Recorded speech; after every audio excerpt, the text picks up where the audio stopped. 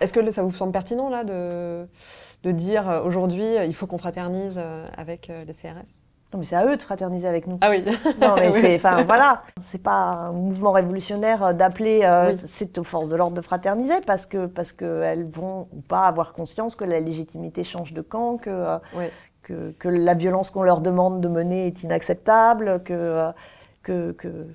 voilà, ils font un choix politique à ce moment-là. Oui. Maintenant, toute violence est considérée comme complètement illégitime, au point même de fait qu'on pousse des cris d'Orphée à chaque fois qu'il y a un petit tag sur une... Quand on voit les images de mai 68, les gens en jouent un peu en ce moment sur les réseaux sociaux, mais au lendemain de la nuit du 11 mai, il y a des voitures renversées.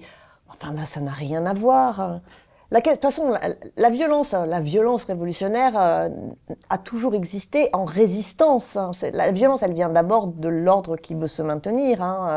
Parce qu'une révolution n'intervient que quand le régime qu'elle veut renverser est faible. J'ai jamais vu une révolution qui renverse un régime fort, puissant. Il est toujours déjà en déliquescence, il est déjà toujours fatigué. Enfin, il suffit de mettre un peu le pied dans la porte. Enfin, c'est quand même des régimes toujours fragiles, en crise.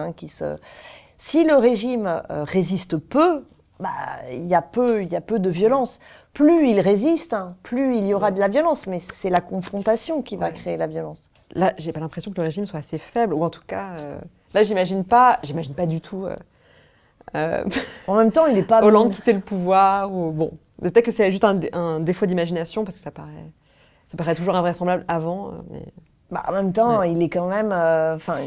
des contestations sur la Ve République, il y en a depuis un certain temps. On dit que le régime est à bout de souffle, toutes les dérives. Et en plus, à chaque fois qu'il y a un changement constitutionnel, ça ne fait qu'aggraver ces dérives présidentialistes, etc. Donc, la critique sur le régime, qui devient quand même assez importante, elle est présente, elle montre quand même la fragilité d'un régime. Un régime qui est obligé de procéder de fait par des coups autoritaristes. Enfin, le 49-3, il y a un côté Louis XVI qui fait son lit de justice parce qu'il n'arrive pas à régler la situation. Donc, non, moi je pense pas que le régime soit très solide. Bon. Maintenant, l'historien est tout sauf une Cassandre ou une Madame Soleil. Je sais pas du tout. Mais non, je pense qu'il y a une crise de régime. Ça, j'ai l'impression que quand même elle est bien là. Thank you.